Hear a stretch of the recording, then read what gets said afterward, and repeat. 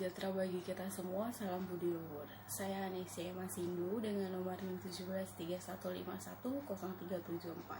Saya mengambil mata kuliah praktek pengolahan data penelitian manajemen yang dipimpin oleh Bapak Dr. Muhammad Mabrur Taufik, SAG, SE, MM.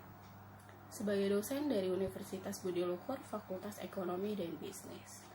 Materi kuliah yang akan saya jelaskan adalah terkait karakteristik responden. Sebelum kita masuk ke pembahasan tentang karakteristik responden, saya di sini akan menjelaskan sedikit dan dengan singkat tentang apa sih PPDPM atau Praktik Pengumpulan Data Penelitian Manajemen. Pengumpulan data dilakukan untuk memperoleh informasi yang dibutuhkan dalam mencapai tujuan penelitian. Tujuan penelitian diungkap dalam bentuk hipotesis merupakan jawaban sementara terhadap pertanyaan penelitian. Jawaban itu masih perlu diuji secara empiris dan untuk maksud inilah dibutuhkan pengumpulan data. Data yang dikumpulkan ditentukan oleh variabel-variabel yang ada dalam hipotesis. Data itu dikumpulkan oleh sampel yang telah ditentukan sebelumnya. Sampel tersebut terdiri atas sekumpulan unit analisis sebagai sasaran penelitian. Secara sederhana, pengumpulan data diartikan sebagai proses atau kegiatan yang dilakukan peneliti untuk mengungkap atau menjaring berbagai fenomena, informasi, atau kondisi lokasi peneliti sesuai dengan lingkup penelitian.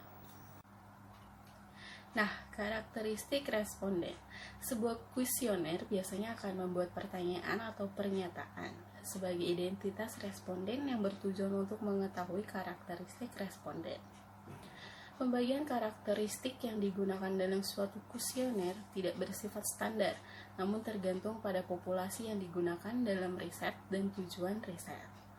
Perbedaan populasi akan menyebabkan berbagai pertanyaan dalam kualifikasi responden. Perlu juga dipahami bahwa klasifikasi responden dalam kuesioner tidak mengisyaratkan keharusan untuk menganalisis lebih lanjut tiap kelompok.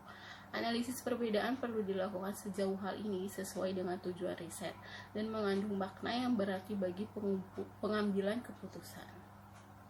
Demikian juga pengklasifikasian banyaknya kelompok atau strata respon harus dilakukan dengan cermat. Seperti contoh yang dikemukakan Istijanto, yang pertama ada usia. Pertanyaan yang berkaitan dengan usia responden bisa dinyatakan dalam berbagai bentuk pertanyaan.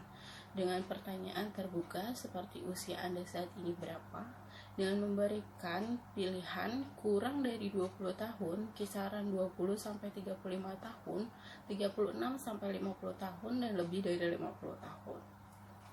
Pembagian usia di sini hanya sekedar contoh. Pembagian sesungguhnya bisa disesuaikan dengan populasi yang diteliti. Cara lain untuk mengetahui usia responden adalah dengan menanyakan tahun kelahiran responden, bila cara ini dipandang lebih sopan.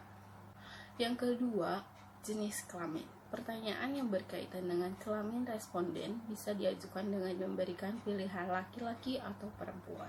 Yang ketiga, pekerjaan. Jenis pekerjaan yang sangat bervariasi tergantung pada karakteristik populasi yang ditentukan atau yang diteliti. Seperti contohnya, pelajar atau mahasiswa, pegawai swasta, pegawai negeri, dan lain-lainnya. Yang keempat, penghasilan.